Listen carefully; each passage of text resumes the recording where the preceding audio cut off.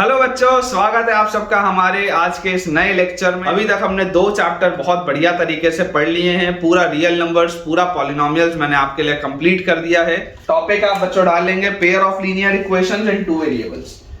Topic is pair of linear equations, pair of linear equations in two variables. अब देखिए, हम सबको बेटा एक चीज पता ही है कि जो लीनियर इक्वेशन होता है, लीनियर इक्वेशन बेसिकली इसका जो ग्राफ होता है, लीनियर इक्वेशन का ग्राफ एक स्ट्रेट लाइन होता है। ये तो हम बेटा सबको ही पता है, ये वाली बात, इसमें तो कोई नया नहीं है। हमने आज तक जितना भी लीनियर इक्वेशन पढ़ा है, लीनियर इक्वेशन का ग्राफ हमेशा ही एक स्ट्रेट लाइन होता है। और आप इस बात को भी समझिए कि जब आपके पास लीनियर इक्वेशन वन वेरिएबल में होता है, जब लीनियर इक्वेशन हमारे पास वन वेरिएबल में होता है, तो वो जो स्ट्रेट लाइन होती है, तब जो स्ट्रेट लाइन आपके पास होती है, मैं एसएल लिख रहा हूं स्ट्रेट लाइन के लिए, स्ट्रेट लाइन के लिए शॉर्ट फॉर्म में एसएल लिख रहा हूं। तो जो स्ट्रेट लाइन होती है वो या तो हॉरिजॉन्टल होती है, या ये वाली जो स्ट्रेट लाइन होती है वो वर्टिकल होती है। मतलब आप समझिए, एग्जांपल के रूप में मैं आपको समझा रहा हूं। फॉर एग्जांपल आप बच्चों मान के लिखिए कि अगर मान लीजिए मुझे दिया हुआ है x = 5, या मान लीजिए मुझे दिया हुआ है x - 5 = 0। अब बोलने को आप ये भी बोल सकते हो कि सर ये तो x = 5 तो नंबर लाइन में एक पॉइंट है। बिल्कुल सही बात है। अगर मान लो आपको प्लेन में ना उसको रिप्रेजेंट करना हो, आपको अगर वन डायमेंशन में उसको रिप्रेजेंट करना हो, तो वन डायमेंशन में रिप्रेजेंट करने के लिए आप बोल सकते हो कि सर नंबर लाइन में ना ये आपके पास अगर x = 0 है तो यहां पर कहीं पर x = 5 आएगा। ये आप बोल सकते हैं नंबर लाइन के लिए, ठीक है। लेकिन अगर मुझे इसी चीज को कार्टेशियन प्लेन में रिप्रेजेंट करना हो, तो कार्टेशियन प्लेन में बच्चों x = 5 मतलब ये वाली जो वर्टिकल लाइन आएगी, this vertical line will be x = 5। जब भी x = सम कांस्टेंट लिखा हो और एनी कांस्टेंट, जब भी x = बच्चों सम कांस्टेंट लिखा हो, वो हमेशा ही एक वर्टिकल लाइन आपके पास आएगी। x = 1 ऐसी होगी, x = 2, ये x = 3, x = 4, फिर x = 5, फिर x = 6, फिर x = 7। बोलने का मतलब क्या है कि इस पूरी स्ट्रेट लाइन में आप कहीं पर भी चले जाइए, इस पूरी स्ट्रेट लाइन में आप कहीं पर भी चले जाइए, x की वैल्यू हमेशा क्या रहेगी स्ट्रेट लाइन में, इस पूरी स्ट्रेट लाइन में x की वैल्यू हमेशा ही 5 रहेगी। तो ये होता है एक वर्टिकल लाइन का कंसेप्ट। उसी तरीके से मान लीजिए अगर आपके पास बच्चों बोल दिया जाए y = some constant, let us say मैं बोल देता हूं y = 3, या इसको आप कोई भी कांस्टेंट भी ले सकते हैं, y = एनी कांस्टेंट। तो हमें जो चीज समझने वाली क्या है कि इसको आप लिख सकते हैं y - 3 = 0। अब अगर मुझे इसको नंबर लाइन में प्लॉट करना है ना, तो ये आपका ओरिजिन है, तो y = 3 वाली ये वाली लाइन होगी, ठीक है, जो यहाँ पे 3 से पास हो रही होगी, है ना। This will be the line y = 3। तो इसकी खास बात क्या है? इसकी बच्चों खास बात ये है कि आप इस पूरी लाइन में कहीं पर भी मूव करिए, इस पूरी लाइन में आप कहीं पर भी मूव करिए, y की वैल्यू हमेशा ही आपको 3 मिलेगी। और ये आपके पास एक हॉरिजॉन्टल लाइन बनेगी, ये एक वर्टिकल लाइन है, ये एक हॉरिजॉन्टल लाइन, ठीक है। तो जब भी लीनियर इक्वेशन वन वेरिएबल में होता है ना, वन वेरिएबल में होता है, जो हम क्लास 8th 9th से पढ़ते थे, तो वन वेरिएबल का लीनियर इक्वेशन या तो एक वर्टिकल लाइन होगा या एक हॉरिजॉन्टल लाइन होगा, जो अपने को पता होना चाहिए। लेकिन जैसे ही आप लीनियर इक्वेशन टू वेरिएबल्स में चले जाते हैं, तो टू वेरिएबल्स में जाते ही बच्चों जो लाइन होती है वो क्या होती है? इंक्लाइंड हो जाती है। मतलब कि अब आपकी लाइन ऐसी हो सकती है, अब आपकी लाइन कुछ ऐसी हो सकती है, अब आपकी लाइन कुछ ऐसी हो सकती है, अब आपकी लाइन कुछ ऐसी हो सकती है, कहीं पर भी हो सकती है। जब आप linear equation in two variable की बात करते हैं तो आपकी लाइंस इंक्लाइंड होती है ना। जो आपका ग्राफ बनता है वो इंक्लाइंड लाइंस का बनता है। इंक्लाइंड लाइंस मतलब वो ऐसी सीधी सीधी नहीं होती, ऐसे वर्टिकल या हॉरिजॉन्टल नहीं होती, वो तिरछी लाइंस होती है, ठीक है। तो ये चीज अपने को पता होनी चाहिए linear equation in two variable के बारे में, कि इसका जो ग्राफ बनेगा, सबसे पहली बात तो इसका ग्राफ हमेशा एक स्ट्रेट लाइन बनेगा। अगर इक्वेशन लीनियर है तो ग्राफ स्ट्रेट लाइन बनेगा। वो ग्राफ जो स्ट्रेट लाइन बनेगी वो हॉरिजॉन्टल और वर्टिकल भी हो सकती है, या वो इंक्लाइंड भी हो सकती है, ठीक है। वो डिपेंड करता है कि आपका इक्वेशन वन वेरिएबल में या टू वेरिएबल में। ये बहुत बेसिक सी चीजें थी, आई होप आप में से कुछ बच्चों को पता भी रही होंगी पहले से। अब इसमें एक इंपॉर्टेंट बेटा पॉइंट आपकी बुक में लिखा हुआ है, मैं वो आपको लिखवा देता हूं। दिया है अपने पास एवरी सॉल्यूशन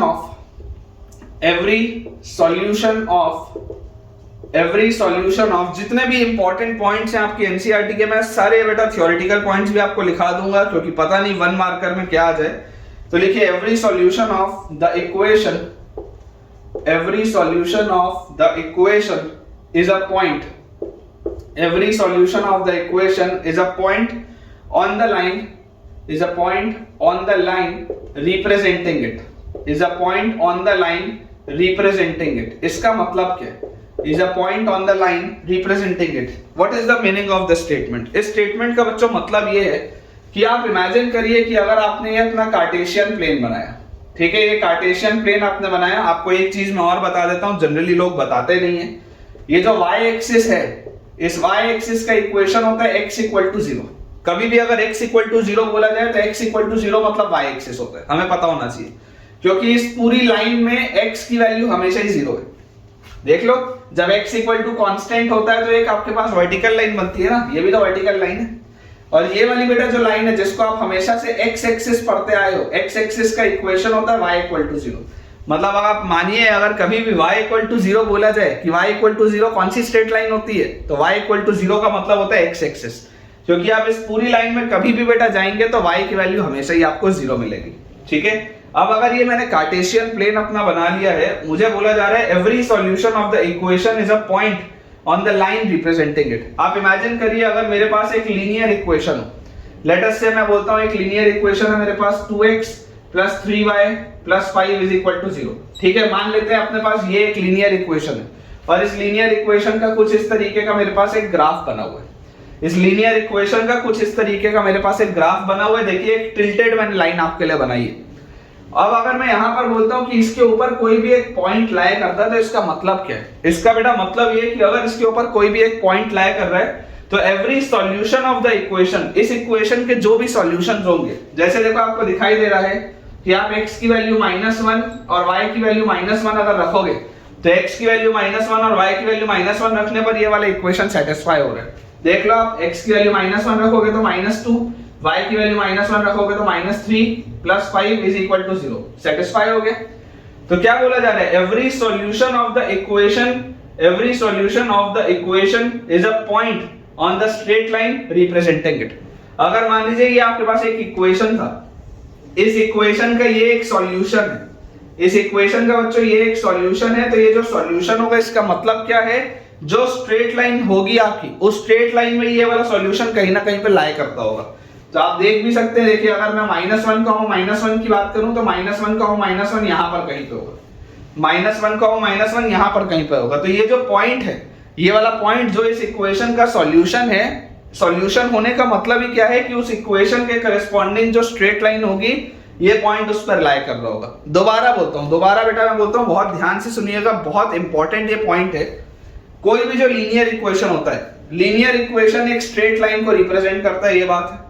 अब अगर ये लीनियर इक्वेशन है और ये इसकी स्ट्रेट लाइन है, तो इस लीनियर इक्वेशन को सेटिस्फाई करने वाले जितने भी पॉइंट्स होंगे, इनफाइनाइट पॉइंट्स होंगे, पूरी दुनिया में ऐसे इनफाइनाइट पॉइंट्स होंगे जो इस लीनियर इक्वेशन को सेटिस्फाई करते होंगे। तो वो जो हर सॉल्यूशन होगा ना, वो हर सॉल्यूशन इस पर लाए करता होगा। बेसिकली वो हर सॉल्यूशन इस पर लाए करता होगा, ये इसका मतलब है। उन्हीं इनफाइनाइट सॉल्यूशंस को जोड़ने से बच्चों ये स्ट्रेट लाइन आपको मिलेगी। वो सारे आप इनफाइनाइट सॉल्यूशंस जब जोड़ देंगे ना तो ये स्ट्रेट लाइन आपको मिल जाएगी। ठीक है, तो ये इसका मतलब है कि every solution of the equation is a point on the line representing it. Her solution किसी भी इक्वेशन का एक पॉइंट को दर्शाता है, जो पॉइंट उस स्ट्रेट लाइन के ऊपर लाई करता है। ठीक है, बहुत इंपॉर्टेंट कंसेप्ट था, ये बेसिक था लीनियर इक्वेशन का, जो आपको पता होना चाहिए। इसे अपन क्लियर करते हैं, अगले टॉपिक की तरफ आगे बढ़ते हैं। अब बच्चों हम सवालों का सिलसिला स्टार्ट करें उसके पहले एक इंपॉर्टेंट कंसेप्ट है जो मैं आपको समझा देता हूं। इमेजिन करिए अगर आपके पास एक इक्वेशन लिखा हुआ है a1x plus b1y plus c1 equal to 0। a1, b1 और c1 कुछ कांस्टेंट्स हैं। ठीक है, बेसिकली ये एक लीनियर इक्वेशन है, x और y में दो वेरिएबल्स हैं, x और y। और एक और मेरे पास लीनियर इक्वेशन है a2x plus b2y plus c2 equal to 0। ये दो लीनियर इक्वेशंस हमारे पास दिए हुए हैं। तो एक बात जो मुझे बेटा क्लियरली समझ में आता है कि इसके करस्पॉन्डिंग भी एक स्ट्रेट लाइन होगी और इसके करस्पॉन्डिंग भी एक स्ट्रेट लाइन होगी। दुनिया में जितने भी लीनियर इक्वेशंस हैं सबके करस्पॉन्डिंग कोई ना कोई एक स्ट्रेट लाइन होती है। तो इसके करस्पॉन्डिंग भी एक स्ट्रेट लाइन है और इसके करस्पॉन्डिंग भी एक स्ट्रेट लाइन है। जो कंसेप्ट है आपकी बुक में, जो बहुत इंपॉर्टेंट कंसेप्ट है, और उसके लिए बेटा छोटे छोटे से सवाल भी बेस्ड है ताकि आप ग्राफ बना बना के उसको चेक करें। इंपॉर्टेंट कंसेप्ट जो हमको ध्यान रखना है, इंपॉर्टेंट कंसेप्ट बच्चों जो हमको ध्यान रखना है वो ये है कि अगर a1 by a2 की वैल्यू, अगर a1 by a2 की वैल्यू b1 by b2 की वैल्यूज के बराबर नहीं, if a1 by a2 is not equal to b1 by b2, तो इस केस में बच्चों जो लाइंस होंगी वो इंटरसेक्टिंग लाइंस होंगी, lines will be intersecting lines. ठीक है, इस केस में जो लाइंस होंगी वो इंटरसेक्टिंग लाइंस होंगी। इंटरसेक्टिंग लाइंस बोलने का मतलब क्या है कि जो दोनों स्ट्रेट लाइंस होंगी वो दोनों स्ट्रेट लाइंस कहीं ना कहीं कभी ना कभी इंटरसेक्ट करेंगे, है ना, कहीं ना कहीं कभी ना कभी इंटरसेक्ट करेंगे। और ये बात भी आपको समझ में आनी चाहिए बेटा कि दो स्ट्रेट लाइन एक ही बार इंटरसेक्ट कर सकती, मतलब ऐसा नहीं है कि एक घूम के वापस कहीं पे इंटरसेक्ट कर जाएगा, ऐसा नहीं होगा, है ना, एक ही बार यहाँ पर इंटरसेक्शन इनका होगा।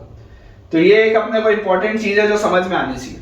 उसके बाद अगला जो काम की बेटा इसमें चीज है वो ये है कि if a1 by a2 is equal to b1 by b2 is not equal to c1 by c2। अगर मान लीजिए मेरे पास इस तरीके का कभी कंडीशन आ जाए कि अगर a1 by a2 और b1 by b2 तो सेम है लेकिन वो c1 by c2 के बराबर नहीं है, तो इस केस में बच्चों जो लाइंस होती हैं आपकी पैरेलल, लाइंस आर पैरेलल। ठीक है, when a1 by a2 is equal to b1 by b2 is not equal to c1 by c2, the lines are parallel। ये चीज अपने को समझ में आनी चाहिए कि जो दोनों लाइंस होंगी ये दोनों लाइंस एक दूसरे के पैरेलल होंगी, मतलब ये कभी भी इंटरसेक्ट नहीं करेंगी, है ना। देयर इज वन सॉल्यूशन, ये वाले केस में देयर इज वन सॉल्यूशन, ये वाले केस में देयर इज नो सॉल्यूशन। इसका कभी भी सॉल्यूशन बच्चों नहीं आएगा। और जो थर्ड एंड लास्ट केस है कि अगर a1 by a2 की वैल्यू b1 by b2 की वैल्यू c1 by c2 के बराबर है, अगर ये तीनों ही रेशियो सेम है, a1 by a2, b1 by b2 और c1 by c2, अगर ये तीनों ही रेशियो सेम है तो इस केस में बच्चों जो लाइंस होंगी that will be coincident, lines will be coincident. ठीक है, लाइंस जो होंगी बच्चों वो आ जाएंगी अपने पास कोइंसिडेंट लाइंस। तो कोइंसिडेंट लाइंस बोलने का मतलब क्या है कि वो दोनों लाइंस एक दूसरे के ऊपर है। अगर आप इमेजिन करिए इस लाइन को उठा के मैं इसी के ऊपर कर दूं, उस तरीके की बात हो रही है कि बोथ लाइंस आर कोइंसिडेंट। तो अगर दोनों लाइंस कोइंसिडेंट हो गई इसका मतलब it will have infinite solutions, इसका मतलब it will have infinite solutions. ये सारी चीजें बहुत डिटेल में अभी बेटा आने वाली है पूरे लेक्चर में, बहुत आपको मजा आने वाला है, बहुत सारी चीजें आप सीखने वाले हैं। अब बच्चों हमको ये वाली अगर चीज समझ में आ चुकी है तो अब हमें जो चीज देखनी है वो ये देखना है कि कंसिस्टेंट पेयर और इनकंसिस्टेंट पेयर क्या होता है और कब हम किसी भी दो पेयर ऑफ लीनियर इक्वेशंस को कंसिस्टेंट बोलते हैं, कब उसको इनकंसिस्टेंट बोलते हैं। तो बहुत बेसिक सी एक थ्योरी है, मैं आपको वो लिखवा देता हूँ, आप साथ साथ बच्चों इसको नोट करिएगा कि अ पेयर ऑफ, मेरे साथ साथ बच्चों लिखिएगा, a pair of linear equation, linear equation को मैं LE लिख दे रहा हूं, a pair of linear equation which has no solution, which has no solution, a pair of linear equation which has no solution is called inconsistent, is called inconsistent. A pair of linear equation which has no solution, मतलब मान लीजिए अगर आपके पास कोई ऐसा linear equation है जिसका कोई भी सॉल्यूशन नहीं है तो उसको आप कहेंगे inconsistent pair, inconsistent pair of linear equation is called inconsistent pair of linear equation. उसी तरीके से अ pair of linear equation, a pair of linear equation which has a solution, which has a solution, a pair of linear equation which has a solution is called a consistent pair, is called consistent pair, is called consistent pair of linear equation, is called consistent pair of linear equation। मतलब अगर solution नहीं होगा तो inconsistent होगा, solution होगा तो consistent होगा। और इसके अलावा एक चीज और हमारे पास होती है कि a pair of linear equation, a pair of linear equation which are equivalent, which are equivalent, equivalent मतलब कि जो कोइंसिडेंट लाइंस वाला सिचुएशन था ना, जो कोइंसिडेंट लाइंस वाला सिचुएशन था जो मैंने आपको थोड़ी देर पहले बताया था कि a pair of linear equation which are equivalent has infinitely many solutions, has infinitely many solutions, has infinitely many solutions, and such a pair is called dependent pair of linear equation in two variable. Such a pair is called, such a pair is called dependent pair of linear equation in two variable, is called dependent pair. Such a pair is called dependent pair of linear equation in two variable. ठीक है, ऐसे वाले equation को हम बोलते हैं dependent pair. इस तरीके के पेयर को हम बोलते हैं डिपेंडेंट पेयर. अब बच्चों इस बात को आप हमेशा इस बात को आप याद रखिए कि डिपेंडेंट पेयर जो होता है, क्योंकि इसमें आपको सॉल्यूशन मिल रहा है. डिपेंडेंट पेयर में देखिए आपको बोल रहा है ना इनफाइनाइटली मेनी सॉल्यूशंस. तो dependent pair is always consistent. क्योंकि इसमें आपको सॉल्यूशन मिल रहा है, इसलिए डिपेंडेंट पेयर जो होगा ये हमेशा ही कंसिस्टेंट होगा. ये बात अपने को पता होनी चाहिए. अब आप में से कई सारे बच्चों को लग रहा होगा कि नहीं सर थ्योरेटिकल ना उतना मजा नहीं आ रहा सर, पूरा थ्योरी हो जा रहा है, समझ नहीं आ रहा, अच्छे से फील नहीं आ रही. तो देखो अभी मैंने आपको थोड़ी देर पहले क्या क्या बताया. देखो इनकंसिस्टेंट पे आप अंडरलाइन कर लो, कंसिस्टेंट पे आप अंडरलाइन कर लो, डिपेंडेंट पे आप अंडरलाइन कर लो. ये कुछ 3-4 चीजें जो 3-4 वर्ड्स हैं काम के. अभी मैंने आपको एक केस बताया इस तरीके के लाइंस का, जो ऐसी इंटरसेक्टिंग लाइंस होती है. ठीक है, इस तरीके की लाइंस का, ये इंटरसेक्टिंग लाइंस होती है, ये अपने को बात पता है कि दीज आर इंटरसेक्टिंग लाइंस. अब अगर ये इंटरसेक्टिंग लाइंस होंगी इसका मतलब इसका सॉल्यूशन होगा. इंटरसेक्टिंग लाइंस है मतलब इसका सॉल्यूशन होगा. तो इसके कितने सॉल्यूशन होंगे? तो सिर्फ एक सॉल्यूशन होगा, यूनिक सॉल्यूशन. अभी मैंने आपको बताया a1/a2 is not equal to b1/b2 का ये सिचुएशन होता है. अब अगर इसका यूनिक सॉल्यूशन है मतलब ये जो पेयर होगा ये क्या होगा? ये वाला जो बच्चों पेयर होगा दिस विल बी कंसिस्टेंट. इसका मतलब है कि ये वाला जो पेयर होगा this will be consistent. Similarly अगर मान लीजिए आपके पास पैरेलल लाइंस है, मान लीजिए बच्चों आपके पास पैरेलल लाइंस है, ये इंटरसेक्टिंग लाइंस थी. अब मैं आपको बोलता हूं कि मेरे पास पैरेलल लाइंस है. तो पैरेलल लाइंस तो कभी इंटरसेक्ट नहीं करती आपस में. इसका मतलब इसका तो कोई सॉल्यूशन नहीं आएगा. इसका मतलब पैरेलल लाइंस का देयर इज नो सॉल्यूशन. और अगर कोई सॉल्यूशन नहीं आया इसका मतलब ये जो पेयर होगा this pair will be inconsistent. ये जो पेयर होगा this pair will be inconsistent, ये इसका मतलब है. और इसके बाद अब अगर मान लो मेरे पास थर्ड केस आता है जिसमें दोनों लाइंस एक दूसरे के ऊपर आ जाए. दोनों लाइंस एक दूसरे के ऊपर आ जाए. जैसे मैं आपको एग्जांपल के रूप में बताता हूं. इमेजिन करिए आपके पास एक इक्वेशन है x + y = 1. दूसरा इक्वेशन आपके पास 2x + 2y = 2. तीसरा इक्वेशन आपके पास है 3x + 3y = 3. अब देखिए सारे इक्वेशन सेम है. इसमें अगर आप तीनों में से 2 का फैक्टर कट करोगे तो यही आ जाएगा. इसमें से अगर आप पूरे में से 3 का फैक्टर कट करोगे तो यही आ जाएगा. लेकिन देखने में तो अलग अलग इक्वेशंस दिखने में अलग अलग इक्वेशंस है, लेकिन जब आप उसको रिड्यूस करोगे, सिंप्लीफाई करोगे तो सेम ही इक्वेशन. तो वही बोला जा रहा है ना, a pair of linear equation which are equivalent. Equivalent मतलब वो एक ही हैं, बस दिखने में अलग है, बाकी हैं वही. तो ऐसे वाले इक्विवेलेंट इक्वेशंस जो होते हैं इसके इनफाइनाइट सॉल्यूशंस होते हैं. क्योंकि जब आप इसको ग्राफ पेपर में बनाओगे तो ग्राफ पेपर में जो स्ट्रेट लाइंस बनेंगी वो दोनों स्ट्रेट लाइंस तो कोइंसिडेंट होंगी. कोइंसिडेंट मतलब एक दूसरे के ऊपर होंगी. तो अगर ये कोइंसिडेंट लाइंस मैंने बनाई, कोइंसिडेंट लाइंस, तो इन कोइंसिडेंट लाइंस में आपको कितने सॉल्यूशन मिलेंगे? तो हम सबको ये बात पता है कि इसके इनफाइनाइट सॉल्यूशंस होंगे. इनफाइनाइट सॉल्यूशंस होंगे. और ये जो होता है इस तरीके का पेयर ऑफ लीनियर इक्वेशन जो होता है ये डिपेंडेंट पेयर होता है. और हम ये बात भी जानते हैं कि क्योंकि सॉल्यूशन मिल रहा है इस वजह से ये जो होगा ये कंसिस्टेंट पेयर होगा. ये कंसिस्टेंट पेयर होगा. ये चीजें हैं जो हमको पता होनी चाहिए. ठीक है ना. इसका यूनिक सॉल्यूशन होता है, ये कंसिस्टेंट है.